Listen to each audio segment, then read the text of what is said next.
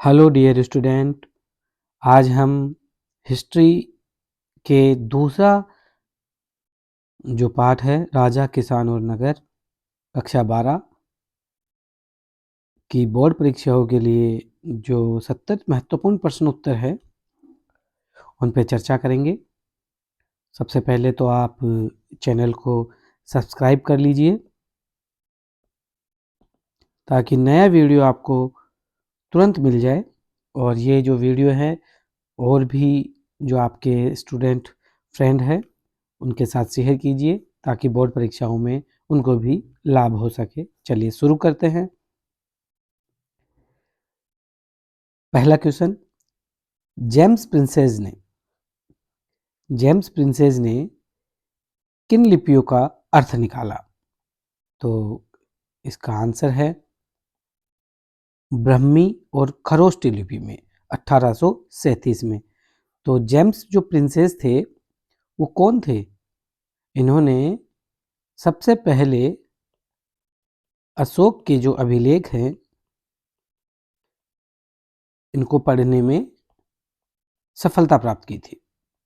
सबसे पहले इन्होंने ही पढ़ा था, जेम्स प्रिंसेस ने। नेक्स्ट क्वेश्चन की बात करते हैं। अभिलेखों के अध्ययन को क्या कहते हैं? तो उत्तर है अभिलेख शास्त्र। नेक्स्ट, पियदस्सी किसका नाम मिलता है? तो उत्तर है अशोक का। नेक्स्ट बात करते हैं क्वेश्चन की, पियदस्सी का अर्थ क्या है? तो उत्तर है मनोहर मुख आकृति वाला, मतलब देवताओं का प्रिय। ये अशोक के लिए यूज हुआ है। 6ठी शताब्दी ईस्वी क्यों महत्वपूर्ण है? तो उत्तर है प्रारंभिक राज्यों, नगरों, लोहे के प्रयोग और सिक्कों के विकास के कारण 6ठी शताब्दी ईसा पूर्व महत्वपूर्ण है। नेक्स्ट क्वेश्चन की ओर चलते हैं स्टूडेंट। महाजनपदों की कुल संख्या कितनी थी? तो आपका उत्तर है 16। नेक्स्ट क्वेश्चन, महाजनपदों का उल्लेख किन ग्रंथों में है? तो उत्तर है बौद्ध ग्रंथ अंगुत्तर निकाय और जैन ग्रंथ भगवती सूत्र में। अगला क्वेश्चन, सबसे शक्तिशाली महाजनपद कौन सा था? उत्तर है मगध महाजनपद। और मगध राजवंश की पहली राजधानी कौन सी थी? उत्तर है राजगृह या राजगीर। अगले क्वेश्चन की ओर चलने से पहले आपको एक बात बता दें कि ये क्वेश्चन मैंने बहुत डीप रिसर्च करके बनाए हैं आपके लिए। तो अगला क्वेश्चन देखिए, पाटलिपुत्र किसकी राजधानी बनी? मगध की। कब बनी? 4ठी शताब्दी ईसा पूर्व में। 4ठी शताब्दी ईसा पूर्व में। अगला क्वेश्चन, मौर्य साम्राज्य का संस्थापक कौन था? चंद्रगुप्त मौर्य। और कब की इन्होंने स्थापना? 321, याद रखने के लिए 321 ईसा पूर्व में। इंडिका की रचना किसने की? मेगास्थनीज ने। और इंडिका में क्या मिलता है? मौर्य साम्राज्य का वर्णन मिलता है, मौर्य साम्राज्य से संबंधित जानकारियां मिलती है। अर्थशास्त्र का लेखक कौन था? कौटिल्य या चाणक्य। और इसमें भी मौर्य साम्राज्य की उस समय की जो राजनीतिक, प्रशासनिक, धार्मिक, आर्थिक स्थिति की जानकारी मिलती है। अगला क्वेश्चन की बात करते हैं, कलिंग युद्ध किसके शासनकाल में हुआ? उत्तर है सम्राट अशोक के शासनकाल में। धम्म महामात्र की नियुक्ति किसने की? अशोक ने की। क्यों? धर्म प्रचार के लिए, धम्म प्रचार के लिए। नेक्स्ट क्वेश्चन, मौर्य साम्राज्य के 5 जो प्रमुख राजनीतिक केंद्र कौन से थे?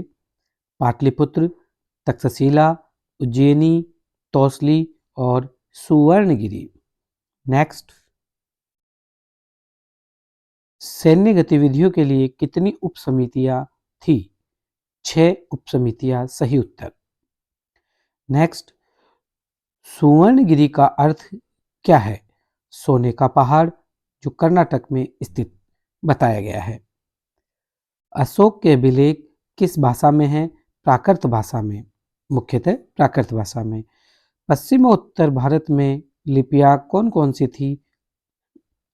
अरमाइक और यूनानी लिपि सही उत्तर है। सरदारी प्रथा कहाँ प्रचलित थी? तमिलकम, मतलब दक्षिण भारत में। तमिलकम के 3 प्रमुख वंश कौन से थे? सही उत्तर है चोल, चेर और पांड्य वंश। कुषाण शासकों ने कौन सी उपाधि धारण की? देवपुत्र की। भारत में पहले सोने के सिक्के किसने चलाए? सबसे पहले कुषाण शासकों ने प्रथम शताब्दी ईस्वी में। प्रयाग प्रशस्ति का रचयिता कौन था? हरिसेन। प्रयाग प्रशस्ति किस राजा की प्रशंसा में लिखी गई? समुद्रगुप्त की। प्रयाग प्रशस्ति की भाषा क्या है? संस्कृत। सुदर्शन झील की मरम्मत किसने करवाई? शक शासक रुद्रदामन ने। और भी करवाई, लेकिन इस पाठ में इसी का वर्णन है। हर्षचरित किसने लिखी? बाण भट्ट ने। राजाओं को देवताओं के समान क्यों बताया गया? प्रजा में ऊंची प्रतिष्ठा बनाने के लिए और भय बनाने के लिए।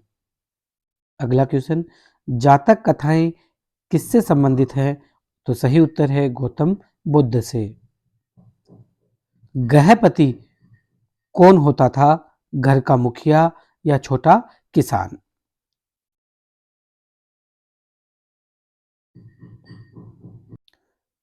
वेलार किसे कहते थे? सही उत्तर है बड़े जमींदारों को तमिल संगम साहित्य के अंदर। उल्वर कौन थे? हलवाहा या हल चलाने वाला? आदिमई का अर्थ क्या है? दास।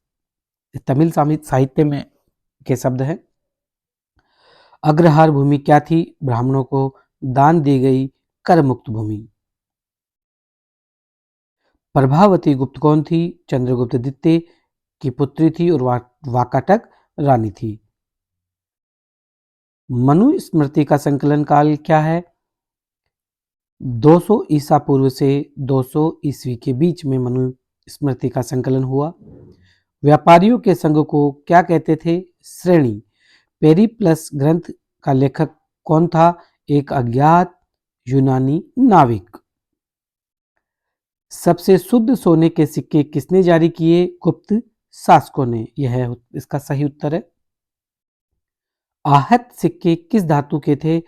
चांदी और तांबे के। मुद्रा शास्त्र क्या है? सही उत्तर है सिक्कों का अध्ययन। सेठी कौन होते थे? धनी व्यापारी। अशोक ने कौन सी नीति अपनाई? धम्म विजय की नीति। किसके स्थान पर? युद्ध के स्थान पर। ब्राह्मी लिपि की दिशा क्या होती थी? बाएं से दाएं, मतलब लेफ्ट से राइट। और खरोष्टी लिपि की दिशा क्या होती थी? दाएं से बाएं, मतलब राइट से लेफ्ट। गण या संघ में कौन शासन करता था? राजाओं का एक समूह या सामूहिक शासन। काली मिर्च के लिए प्रसिद्ध क्षेत्र कौन सा था? मालाबार तट, मतलब केरल। 6ठी सदी में सोने के सिक्के कम क्यों हो गए? रोमन साम्राज्य के पतन से व्यापार में गिरावट के कारण 6ठी शताब्दी में सोने के सिक्कों में कमी आई। कलिंग का युद्ध कब लड़ा गया? 261 ईसा पूर्व में। सही उत्तर है। शासकों के नाम चित्र वाले सिक्के पहले किसने जारी किए? तो आपका उत्तर होगा हिंद, यूनानी या इंडो ग्रीक शासकों ने। जनपद का शाब्दिक अर्थ क्या है? जहां लोग अपना पांव रखते हैं या बसते हैं। सातवाहन शासक अपने नाम में किसका नाम जोड़ते थे? तो आपका उत्तर है अपनी माता का। अशोक का सिंह शीर्ष कहाँ है? सारनाथ से। जूनागढ़ अभिलेख किस शासक का है? रुद्रदामन, जो एक शख्स शासक था। गांधार महाजनपद की राजधानी क्या थी? तो उत्तर है तक्षशिला। अवंती महाजनपद की राजधानी क्या थी? उज्जैनी। मगध महाजनपद वर्तमान वर्तमान के किस राज्य में था? यह है बिहार में। वोटिव दानिया अभिलेख क्या होते हैं? धार्मिक दान का रिकॉर्ड इनके अंदर होता है, इन्हें दानिया अभिलेख कहा जाता है। मस्त वान किसे कहते थे? धनी व्यापारियों को। किसमें? तमिल में। धान की रोपाई का मुख्य उद्देश्य क्या था? उपज में वृद्धि करना। कलिंग युद्ध का वर्णन किस शिलालेख में है? 13वें शिलालेख में। मनु स्मृति की भाषा क्या है? संस्कृत। देव नाम पिए की उपाधि किसने धारण की? उत्तर है सम्राट अशोक ने। गुप्त काल में सामंत कौन होते थे? उत्तर है भूमि मालिक, जो राजा को सैन्य सहायता देते थे। मेगस्थनीज को किसने भारत भेजा था मौर्य साम्राज्य में? सेल्यूकस निकेटर ने, जो एक यूनानी शासक था, और मेगस्थनीज उसका राजदूत था। सन्निधाता कौन था? राजकीय कोषा अध्यक्ष को मौर्य काल में सन्निधाता कहा जाता था। गुप्त काल में भी। कुषाण शासकों की विशाल मूर्तियां कहाँ मिली है? उत्तर प्रदेश के मठ के पास। प्राचीन काल में उपज बढ़ाने का मुख्य तरीका क्या था? तो लोहे के फाल वाले हल का प्रयोग हुआ, जिससे उपज में वृद्धि हुई। तो डियर स्टूडेंट, ये 70 क्वेश्चन आपके कंप्लीट हुए। Thank you, best of luck for your exam. आप चैनल को सब्सक्राइब करना ना भूलें, क्योंकि नया जो वीडियो आएगा वो सब्सक्राइब करने के बाद आपको तुरंत मिलेगा। और आप इस चैनल को, वीडियो को शेयर भी कीजिए अपने फ्रेंड्स के साथ, और ताकि सभी स्टूडेंट हैं 12th क्लास के जो हिस्ट्री के हैं उनको ये इम्पोर्टेंट क्वेश्चन जो मैं सीरीज चलाई है मैंने, उसका फ़ायदा हो। एक बात और, आप कम से कम 3 बार इस वीडियो को सुने। पहली बार आप नॉर्मल स्पीड में सुने, दूसरी बार आप इसको थोड़ी स्पीड तेज करके सुने, जिससे आपको ये बहुत अच्छे से लर्न हो जाए। Thank you so much.